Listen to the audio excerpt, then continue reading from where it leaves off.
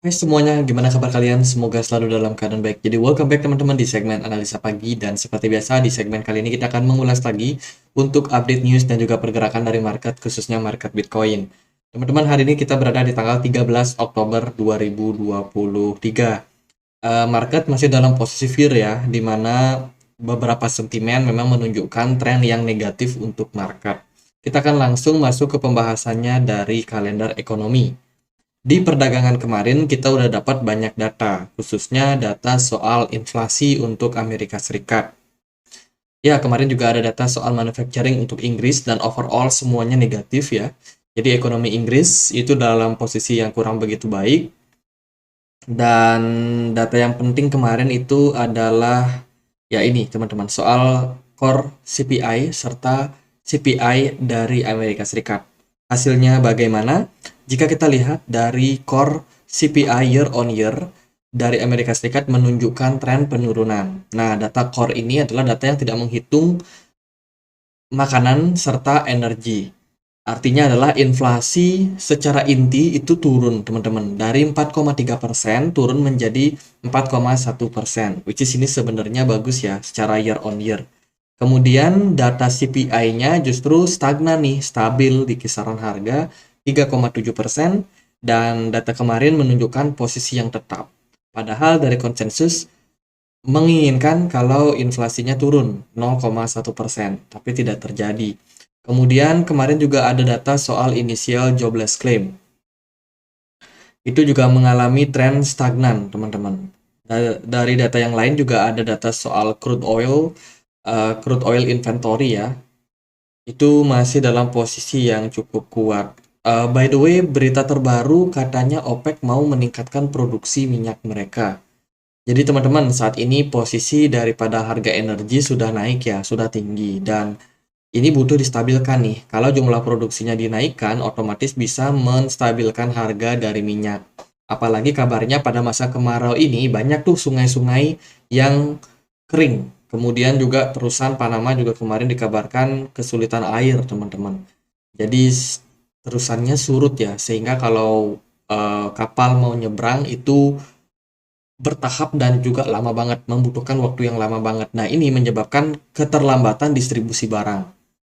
Kelangkaan pun terjadi dan tentunya bisa berimpact sama yang namanya inflasi. So, kalau data-data seperti PCE dan juga CPI di perdagangan kemarin itu menunjukkan tren inflasi naik, itu adalah sesuatu hal yang sangat-sangat wajar karena ya masalah ekonomi juga masih jelas ya, ada krisis, kemudian juga ada dari iklim yang juga belum mendukung, masih ada perang dagang dan lain sebagainya. Jadi banyak sekali faktor-faktor yang mempengaruhi dan kondisinya sekarang seperti ini.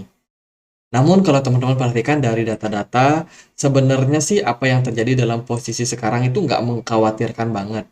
Ini adalah historical CPI inflation untuk Amerika Serikat secara year on year dalam 12 bulan terakhir. September 2022, inflasi CPI itu ada di poin 8,2%. Oktober turun ke 7,7%. November, Desember, sampai Januari itu sudah berada di poin 6,4%. Dan terus berlanjut sampai sekarang di September, inflasi berada di 3,6%. Sorry, 3,7% data yang terbaru ya. Jadi artinya apa? Artinya inflasi sebenarnya sudah turun.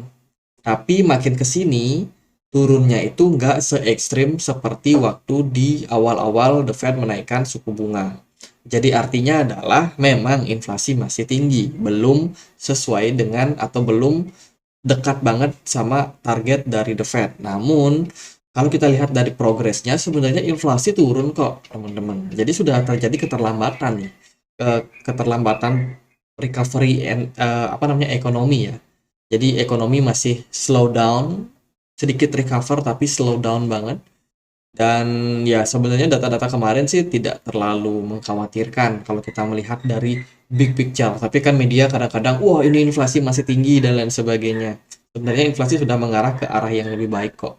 Tinggal kita lihat nih, kita pantau terus nih gimana nih ke depannya. Apakah inflasi masih bakalan ya digunakan ya sebagai alat untuk ngomporin market untuk bikin kepanikan. Kalau saya sih melihat ini sudah mulai masuk ke tren positif. kemarin berita terbaru juga US itu dikabarkan hutangnya naik ya setiap 1 jamnya itu sekitar 1,2 miliar US dollar. Bayangin teman-teman, per jamnya aja hutangnya naik.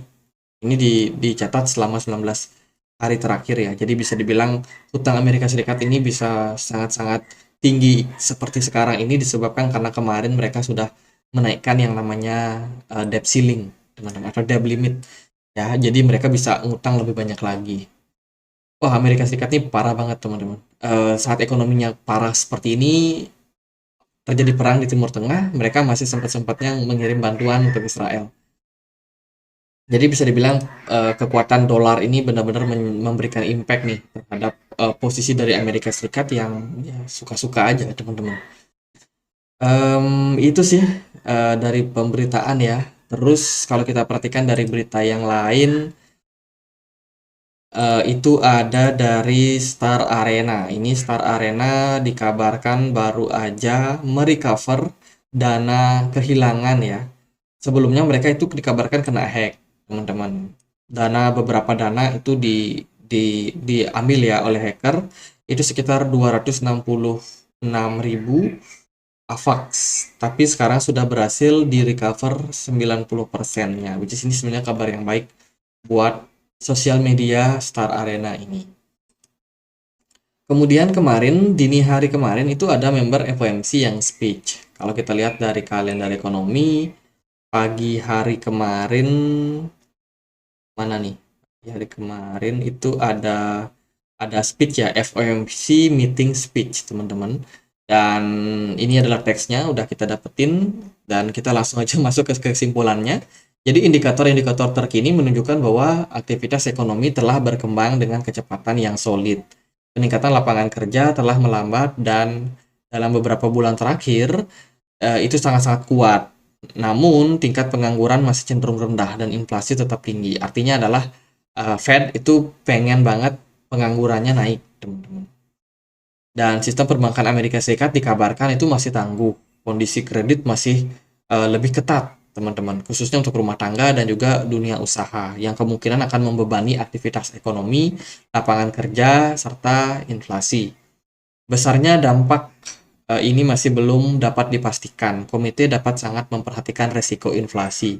Komite berupaya untuk mencapai lapangan pekerjaan maksimum dan inflasi di tingkat 2% dalam jangka waktu panjang. Untuk mendukung tujuan ini, komite memutuskan untuk mempertahankan kisaran target suku bunga Federal Reserve di kisaran 5,4 hingga 5,5%. Komite terus menilai informasi tambahan dan juga implikasinya terhadap kebijakan moneter. Jadi intinya Fed meskipun melihat data-data seperti PPI yang masih naik, kemudian CPI yang masih tinggi, mereka juga tetap mempertimbangkan kestabilan ekonomi. Jadi fokus dari The Fed sekarang itu bukan lagi untuk menekan inflasi sedalam-dalamnya dengan cara menaikkan suku bunga, namun fokus mereka adalah melakukan dan juga memastikan ekonomi bisa stabil, ekonomi bisa tidak sampai krisis atau resesi parah.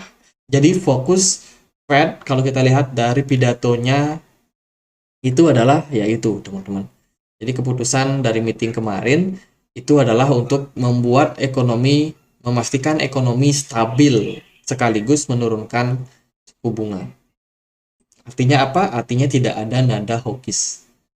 Jadi kalau media-media bilang, wah ini Fed bakal naikin suku bunga lagi, ya mungkin aja teman-teman, mungkin aja. Namun kalau teman-teman melihat daripada persentase kemungkinannya, itu bisa langsung cek di Fed Rate Monitor Tools, dan teman-teman bisa melihat bahwa konsensus saat ini percaya bahwa The Fed itu masih akan, mayoritas ya, itu masih akan mempertahankan suku bunga di 5,25 sampai 5,5% sebanyak 86,7%.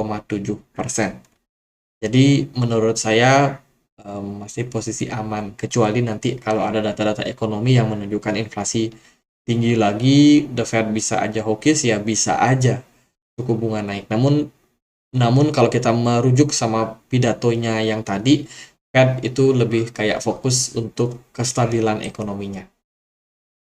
Kemudian ada Petersburg Exchange siap meluncurkan perdagangan Bitcoin, cryptocurrency yang dilegalkan di Rusia. Jadi sorry banget ini bahasanya Rusia, teman-teman, karena aku ngambil media dari Rusia ya. Jadi intinya adalah saat ini Rusia itu masih belum melegalkan cryptocurrency secara umum. Namun penduduk-penduduknya sudah mengambil tindakan sendiri.